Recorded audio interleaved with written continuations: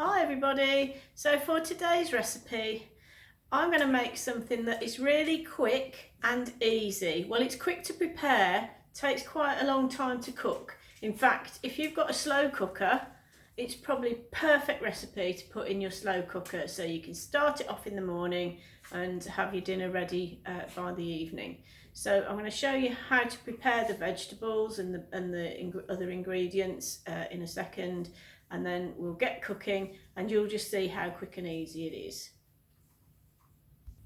So here are the ingredients for our beef and pearl barley stew, and actually quite a few of the things I just found in the fridge, so I thought I'd put them in.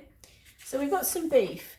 Now this particular cut of beef is called shin of beef, shin, like your shin of your leg, and it's a really cheap cut.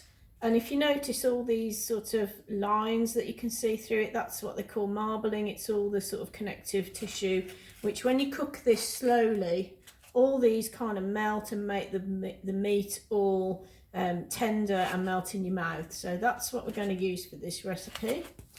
I have a couple of onions. You can either use a big one or two small ones. Some potatoes, a couple of carrots, some mushrooms. They're going a bit over, to be honest, but it doesn't matter because I'm just going to roughly chop them and put them in the recipe. Got some celery, which again I found in the fridge because it's sort of going a bit past it, but it'll be fine in a stew. And then we're going to add some pearl barley. There's about 100 grams there. So that's the pearl barley. You buy it in a bag from the supermarket, and you normally find it by the lentils and that sort of thing. It's quite an old-fashioned ingredient, but it's becoming more popular, and it's really good because it's full of fibre. Really good, sort of bulk out the meal. Really good for this hearty stew. And then for the flavourings, I've got some tomato puree, got some Worcestershire sauce. I've got a bay leaf. It's the only one I've got left, so I'm going to have to get some more. A few peppercorns, which we're going to put in, and a couple of stock cubes to make the stock. So that's the ingredients, and let's get preparing them. So first of all, we're going to cut the meat into bite-sized pieces, ready to go into our stew, and then I'm going to just fry it lightly, just to sear it and seal the flavours and get ready to add the other ingredients. Now remember what I said about all this marbling that's in the meat. This will help to tenderise the meat when we slow cook it. So if you've got a slow cooker, you might want to get your slow cooker ready, and then we'll put the meat through. Well, I don't have a slow cooker, so I don't know what I'm talking about, to be quite honest, but I'm sure you do know what to do with yours. I'm quite lucky, I've got an Arga, so we've got a slow oven, simmering oven, that does that job for us. So I'm just going to put it onto the heat pan. Now I like to use lard when I'm preparing meat, and some of you might be thinking, oh, that doesn't sound very good. But actually the reason is that the thing about lard is it's quite a pure ingredient. It's just pork fat, basically, and it doesn't have anything added to it. It has a very high smoke point, so it doesn't burn quickly, which some oils can do. So I actually quite like that, and you don't need to use a lot. So I'm just heating it up in the pan now, and then I'm going to add the meat, and you'll hear it sizzle, and it will just lightly brown it, ready to go into the stew. So in that goes. I don't know if you can hear that sizzling away.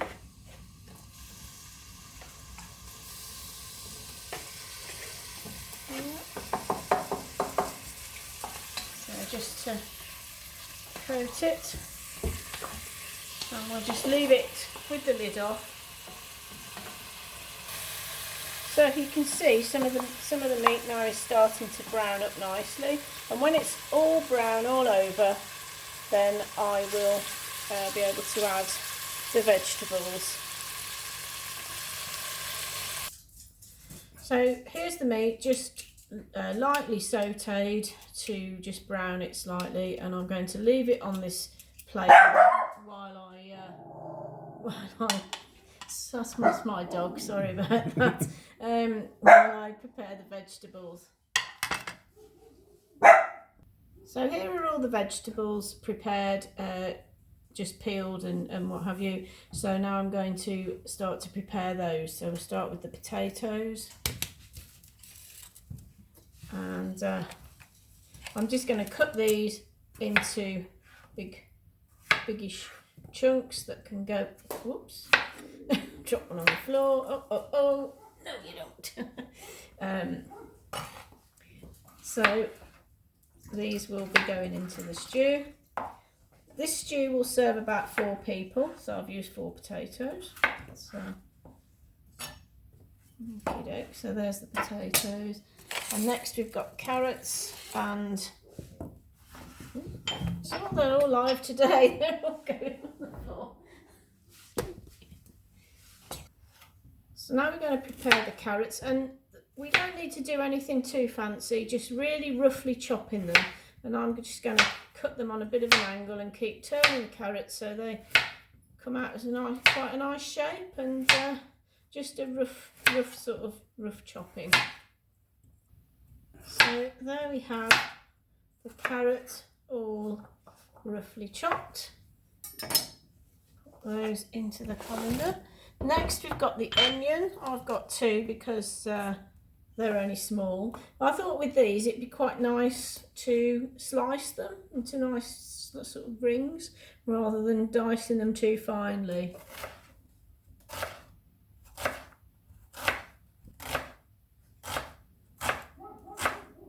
There we go, there's the onions sliced, and then we've got the celery that's going to be sliced next. Again, I'm just going to slice it.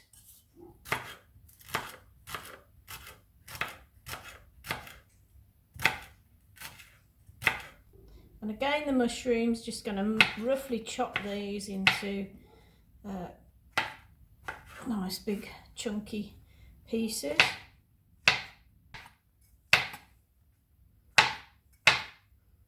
There we go, that's everything prepared. Now the other thing that we need to do is the pearl barley. Now I've just put some water on this to give it a bit of a wash really, and what I'm going to do now is just drain it into a colander so it's ready to go into the soup. Okay, so now it's time to actually cook off the veg. Now there should be some fat left in the pan from when we did the meat, and if there's not enough you can always add a little bit more. So just heating up the pan again, and then we're going to add the vegetables one by one, and it's really a good idea to make sure each vegetable started to cook and heat up before you add the next one, because if you throw everything in all at once it's going to bring the temperature down. But this, if you've got a slow cooker, this is the time to get the slow cooker out and just throw everything in and get it going, and then you can just leave it. There we go. So in go the onions first of all, sizzling away. And I hope you're getting the kids to help prepare the veg. It's good to get them preparing the vegetables, teaching them how to do that, because that's really easy. And all this is chopping things up and adding them to a big pot. So in go the onions. Just going to let those sizzle away for a minute or so. Pop in the root vegetables. That's the potato and carrot, that's going in now, again just to get it all coated. Just pop the lid on for a minute or so. And now in goes the celery and the mushrooms. And like I say, if you're using a slow cooker, you can just pop everything in all at once. Again, just going to leave it to just heat up before I add the final ingredient, which is the meat. So now it's time to add the meat back in. So I'm going to pop the meat back in, and then we've got the stock that I've made from two beef stock cubes and a litre of water. Whoops, not wasting anything. So in goes the stock now, and I'm going to put that onto a high heat to bring it to the boil. And while that's happening, I'm going to add in the barley. Now that's going in because we want that to swell up in the liquid. And it's also time to add some of the seasonings. So we've got here some Worcestershire sauce, some tomato puree, some peppercorns. Now I'm leaving them whole, and that way they won't be too strong flavoured. If you like it a bit more peppery, you could crush them a little bit. In they go.